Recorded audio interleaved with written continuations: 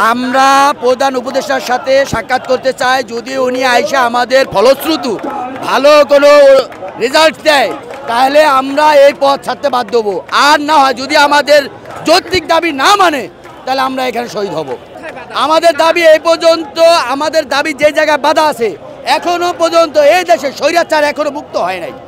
যখন স্বৈরাচার মুক্ত হবে তখনই আমাদের দাবি পূরণ হবে। যৌক্তিক এরা আছে, আপনারাই দেখেন যে কে আমাদেরকে কাজে বাধা দিচ্ছে, কে আমাদেরকে এই যে বিচার কার্যিক বাধা দিচ্ছে, এটা তো আপনারাই দেখতেছেন। ফুল স্টপ দিয়ে কি কোনো বিচার কার্যিক থামায় রাখা যাবে? যাবে না, কখনই যাবে না। এরা গণতন্ত্রের দেশ, কারো কোনো ফুল স্টপে এই দেশের কোনো বিচার থামে থাকবে না ইনশাল্লাহ। দাবি না মেনে নিলে আমরা কঠোর থেকে কঠোর আন্দোলনে আমরা করব। প্রধান উপদেষ্টা, আইন উপদেষ্টা আমরা বারবার আসছি, আমাদেরকে বারবার আশ্বাস দিচ্ছে। আশ্বাস দেওয়া সত্ত্বেও ভারতের প্রেসক্রিপশনে এরা আমাদেরকে এই পিছু হটিয়ে দিচ্ছে, আমাদের দাবি দেওয়া মেনে নিচ্ছে না, ন্যায্য দাবি দেওয়া মেনে নিচ্ছে না। আমরা নিজেরাও চাচ্ছি না যে মানুষের ভোগান্তি হোক, আমাদের দাবি দেওয়া ন্যায্য দাবি দেওয়া মেনে নিক। আমরা প্রধান উপদেষ্টার কাছে করজোর হাত জোর করে অনুরোধ করছি, এই নিরীহ বিটারগুলোর পাশে দাঁড়াক। এটাই আমাদের মূল দাবি, আর কিছু আমাদের বলার নাই। আমরা ঢাকার বাইরে ছিলাম, আমরা তো কিছুই জানি না। আমাদের দায়িত্ব হচ্ছে প্রধান ইন্টেরিয়র গভর্নমেন্টে প্রধান যে উপদেষ্টা মহোদয় আছেন ওনার সঙ্গে আমাদের সাক্ষাৎ করাইতে হবে, এবং আমাদের দাবি দাবাগুলো যারা এই ফাইলগুলো স্বরাষ্ট্র মন্ত্রণালয়ে যারা ঝুলিয়ে রেখেছে ইন্টেরিয়র গভর্নমেন্টকে কাছে আমরা এটা পৌঁছে দিতে চাই, কেন তারা এটা ঝুলিয়ে রেখেছে। এবং এই ইন্টেরিয়র গভর্নমেন্টের যে প্রধান উপদেষ্টা মাননীয় ইউনূস সাহেব এই যে এখন পর্যন্ত নাকি জানে না। কালকে আমাদের 11 সদস্য বিশিষ্ট একটা প্রতিনিধি দল সচিবালয়ে গিয়েছেন, সচিব মহোদয় আমাদের সঙ্গে মস্করা করে প্রায় একটা ছাড়পত্র দিয়ে যান, আমরা এটা রিলিফ নিতে আসছে বিডিআর। ওনার মতো এদেশে আমরাও সচিব হতাম, আমরা ডিসি হতাম, আমরা এডিসি হতাম, এসপি হতাম, কিন্তু না হয়ে আমরা অস্ত্র হাতে নিয়েছি।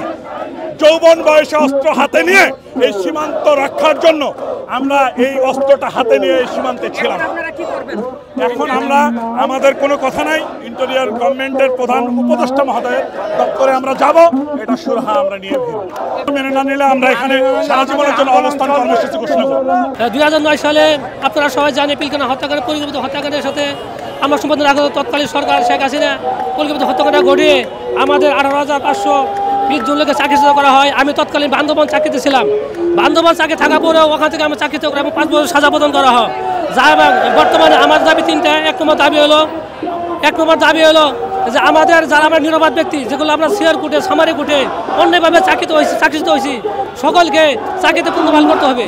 2 নম্বর দাবি হলো যে সকল মিডিয়ার সদস্য নিরপরাধ তবু অন্যায়ভাবে এখনো জেলবন্দি তাদেরকে যাতে মুক্তি করে দিতে হবে, এবং আমাদের যে তৎকালীন যে অবৈধ কোর্ট গঠন করেছে কোর্টগুলো বাতিল করতে হবে। এবং উমরধার আপনারা জানেন যে বর্তমানে বিডিআরের স্বাধীন তদন্ত কমিশন গঠন করা হয়েছে, তদন্ত কমিশন লক্ষ্য করা হয়েছে উমরধারা। এই উমরধারা আমাদের জন্য বিরাট বিপজ্জনক। মানে অনেক লোক আছে যে উমরধারা বেঁধে রেখে বেঁধে রেখে উমরধারা থাকলে আমরা এই দাবি দেওয়া কোনো লাভ হবে না। তাই মাননীয় প্রধানমন্ত্রী আমাদের আজকে আপনি আমাদের দেশের কর্ণধার, আপনাদের সকলের কাছে অনুরোধ, আমরা এই 18,520 জন বিডিআর সদস্য মানবতা জীবনযাপন করতেছি। আমাদের দিকে তাকায় হলেও উমরধারা বাতিল সহ আমাদের অন্যায়ভাবে চাকরিচ্যুত করা হয়েছে, চাকরিতে পুনর্বহাল করার জন্য সকল প্রকার সুখ সুবিধা সহ চাকরিতে পুনর্বহাল করা হোক। আমিও চাই যারা বিডিআরের প্রকৃতভাবে অপরাধ করছে, অন্যায় করছে, তাদের দেশে প্রস্তুত আইন মোতাবেক শাস্তি প্রদান করা হোক। এটা আমাদের দাবি। আমরা মানুষ ভোগান্তি পাই, আমরা 18 বছর যাবত ভোগান্তি হচ্ছি, পরিবার পরিজনের নিশ্চয় আমরা বাধ্য হচ্ছি। আজকে আমরা রাজপথে আসতে পাই, আমরা আসতে চাই নাই। আমরা কেন জনগণের ভোগান্তি সৃষ্টি করবো? আজকে আমাদের ফ্যামিলি না খেয়ে না নিয়ে দিন যাপন করতে, আমরা সন্তানরা বালিশকে পড়তে পারতেছে না। আমরা কি করবো ভাই? 18 বছর দিন থেকে মুছে গেছে ভাই। বান্দরবান ছিলাম, আমি জিজ্ঞেস জানি পিলখানা হত্যাকাণ্ডের সাথে আমাকে চাকরিচ্যুত করে 5 বছর সাজা দেওয়া হয়েছে। তাই আমি মাননীয় উপদেষ্টার কাছে অনুরোধ জানাবো, উনি যত অতি দ্রুত আমাদের মানবিক দিক বিবেচনা করে হলেও আমাদের যারা নিরপরাধ ব্যক্তি যারা আমরা আছি সঠিক তদন্ত সাপেক্ষে আমাদের সরকারি সকল প্রকার সুযোগ চাকরিতে পুনর্বহাল করা হোক।